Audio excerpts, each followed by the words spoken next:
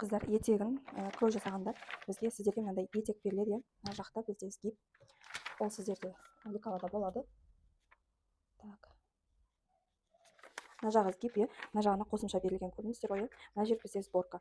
Енді бізге осындай сгиб болған кезде екі дана керек. Біреу алдыңғы бойға, біреу артқы бойға. Яғни бізде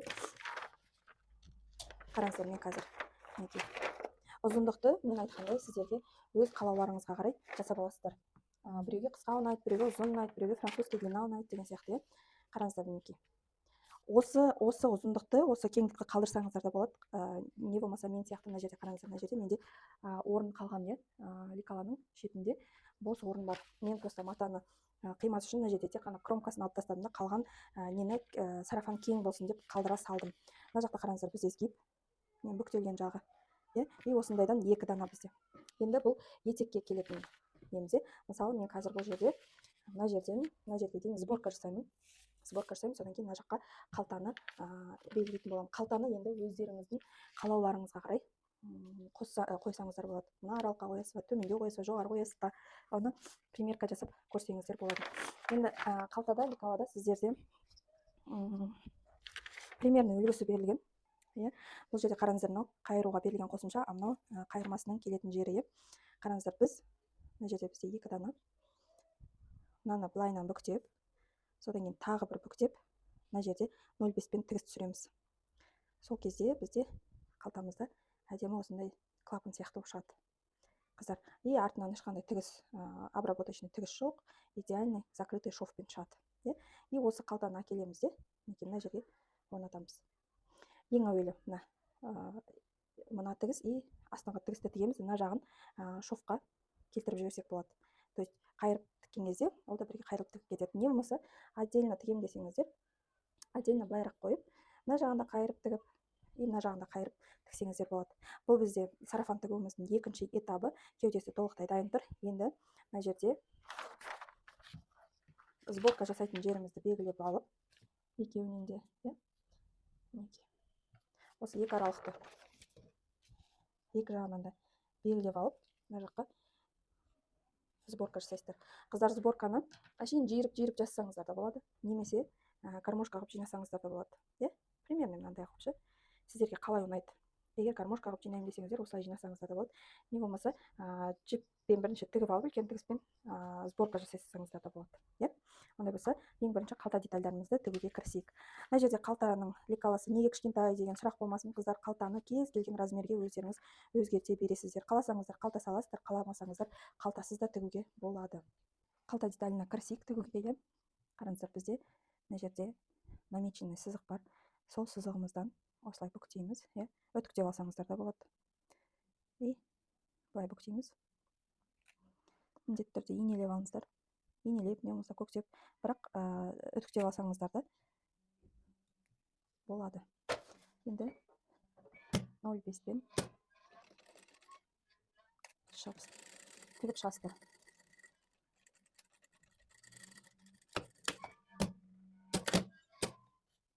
Қараңыздар, сол кезде мына жақта ашқан кезде бізде закрытый шов, а мына жағы әдемі декоративный тігіс болады. Осыны жақсы өтіктеп аламыз. Неке қыздар, полностью өтіктеп дайындап алдық. Мен екі жақ жанын тігіске жіберетін болдым. Мынандай қайырып өтіктеп аласыздар, астынан и жанынан. Бізде қараңыздар, закрытый әдемі шов шықты ішінен қалта. И сыртынан мынандай декоративный болып шықты. Екі қалтамыз дайын. Енді несіне, етек бөлігіне кірісе берсек болады. Қыздар, қараңыздар, неке бізде кеуде бөлігі, например, мен ортасы, сол мына етек деталіміздің ортасын белгілеп алғанбыз. Сіздер де белгілеп алыңыздар. И мына жерге примерно қоям. Ортасына қойдым. Инелеп алыңыздар міндетті түрде. И мына жақта қараңыздар.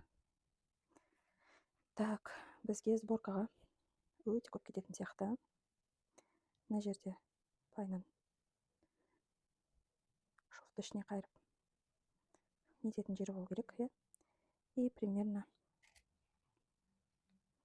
мына жерден алсақ, и мына жерге дейін.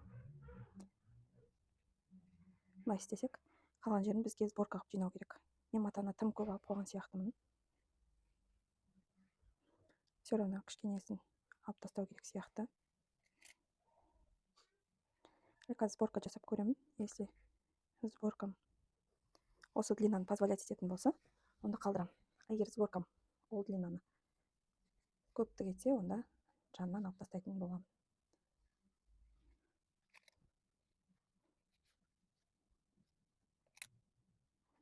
Примерно осылай сборка жасап келмейсіздер.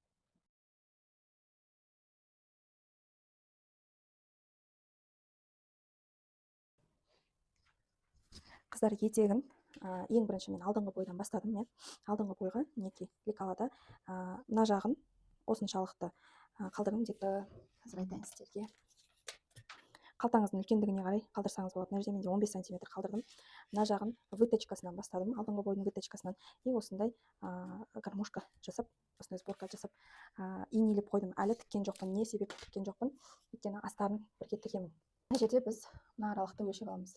Мінекей мына белдік, мына етегімізді мына жақтан мына жаққа қанша сантиметр? 68 сантиметр. 68 сантиметр мен астап қиып алдым. Астардың ұзындығы менде 53 сантиметр. Ұзындығы мына етекпен бірдей. Енді бұны мен мына жағынан, қараңыздар, мінекей мына жағынан екі етектің ортасынан алдыңғы бойды қалдырып, осылай инелеп шығамыз. Арасында бір инеге қыстырсаңыздар болады.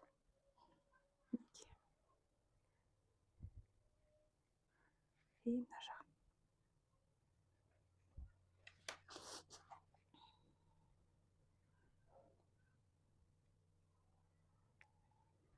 Так.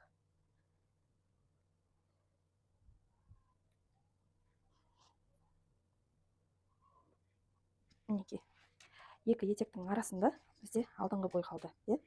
Енді қалтаны тіккен кезде біз мынаған артқы бойға етекті тікпей тұрып, ең бірінші қалтамызды тігіп алуымыз керек. Қазір енді біз алдыңғы бойды аяқтап тігіп алайық, содан кейін артқы бойға кірісеміз. Тігуді бастаған кезде міндетті түрде лицевой етекті жоғарғы бетіне қаратып тігеміз. Так, мына жерде бізде белдіктеріңізді бірге тігіп жібермеңіздер, қыздар. Мына сборкамызды қисық кетіп қалмас үшін міндетті түрде жоғары жағынан келтіріп осылай тігесіздер.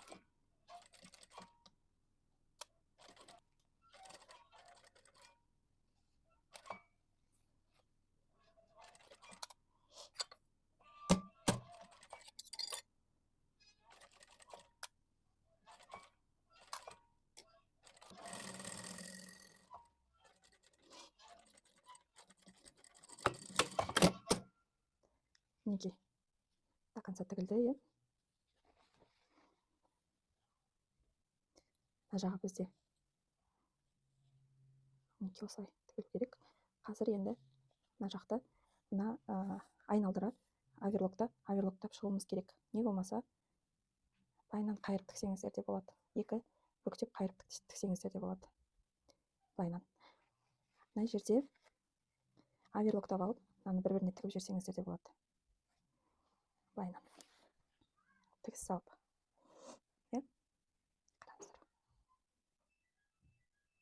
Осылай тігіс салып жүрсек болады. Астарымызды қиып дайындап алғаннан кейін міндетті түрде етегін аверлоктап шығамыз. Так. Өйткені аверлоктап дайындап алсақ, бірден етегін бір-біріне тігіп жібергенде оңай болады. Астарымыздың тек қана етек жағын ғана осылай аверлоктап шығамыз. Қалған бөліктері тігіске кетіп қалады. Астарымызды осылай дайындап алсақ болады. Қыздар, бізде қалта артқы бой алдыға кеп байланатын болғандықтан, қалта бізде артқы бойға тігіледі. Артқы бойдың етек бөлігіне. Мына жерде мен белден төмен қарай примерно бір где-то айтайын 12 сантиметр түсіремін. 12 сантиметр қалтаға. Енді осы жерге сызық сызамыз. Енді дәл сол сызықты келесі бетіне белгілеп алайық. Екі жағы бірдей болу үшін. Так. Әйтпесе белгілеп түсірсеңіздер де болады. 12 сантиметр примерно тура солай түсті. Так.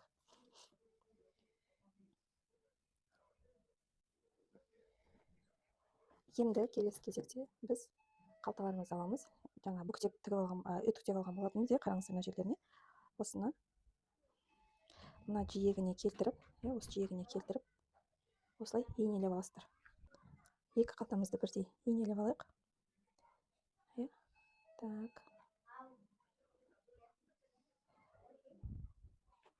Так. Наоборот екен ғой, былайынан.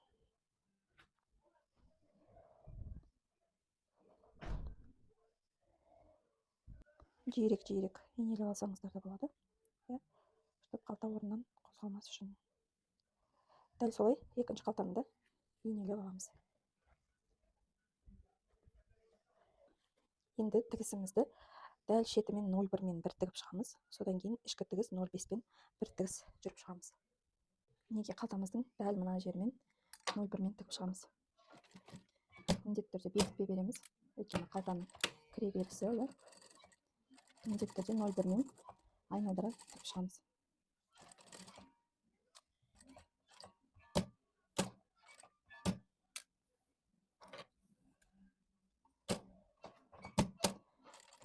Иінемізді шығармай 0,1-мен тігіп шығамыз, достар. Енді қайтадан 0,5 қалдырып тігіп шығамыз. Так.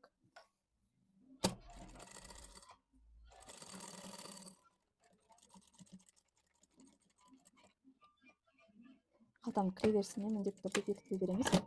Мықтылық үшін. Мінекей қыздар, мына жағын пока шығармаймыз. Қазір тігу барысында керек. Астарға тіккенде мінекей қалтамыздың тігісі осындай әдемі болып шығады. Мінекей. Дәл осылай екінші қалтаны тігіп шығамыз. Артқы бойдың екі қалтасын да тігіп қойдық, дайындап. Енді артқы бойдың өзіне дәл алдыңғы бой сияқты ортасын тауып, дәл алдыңғы бой сияқты полностью иінелеп алып складкаларымызды и тігуге кірісеміз. Так. Бізде ортасы иінені белгілеп алайық. И содан кейін дәл алдыңғы бой сияқты тура солай тігіп шығамыз. Мінекей артқы бойымызды алдыңғы бой сияқты осылай иінелеп алдық. Енді мына жерде немізді дайындап қойдық. Астарымызды тоже бірге иінелеп аламыз. Қыздар, егер де артқы бойда жаңағындай выточка жасамайтын болсаңыздар, артқы бойдың астарын міндетті түрде артқы бойға өлшеп алып барып қиыңыздар. Өйткені артқы бой мен алдыңғы бойда кішкене разница болады. Артқы бой алдыңғы бойға қарағанда сәл ұзындау болады. Менде қараңыздар, кішкене соны ескермегем и астарды қысқа қиып қойғам. Сол себептен мына жерде кішкене сборка болады. Астарын артқы бойға тігіп шықтық. Енді дәл алдыңғы бой сияқты жан тігісін тігіп шығамыз. Мына жерде қалтасын бірдей иінелеп қойдық.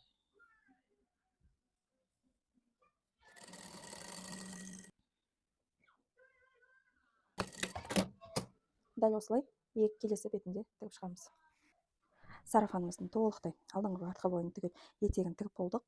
Бір-біріне біріктіріп, енді етегін мен осылай бірінші қайырып үтіктеп алдым. Енді қазір тігіс түсіретін боламын. Сонымен біздің сарафанымыз Алла қаласа дайын. Егер түзу тігем қисық болып қалады десеңіздер, иінелеп алыңыздар матаға қарай. Мен матам хбшный мата болғандықтан өте послушный, тігуде аса қатты қиындық келтірмейді. Сол себепті де мен иінелемей-ақ тігіп жатырмын. Ал егер сіздердің маталарыңыз ондай послушный болмаса, иінелеп алсаңыздар болады. Міндетті түрде. Мінекей қыздар, толықтай сарафанымызды тігіп шықтық. Етегін барлығын тіктік. Мінекей ішкі көрінісі астарымен осындай замокпен потайной ішкі астарының тігісі. Осындай өте тамаша жасалған жұмыс болды. Сіздер де дәл осылай тігесіздер деген ойдамын. Мінекей бізде мына жақта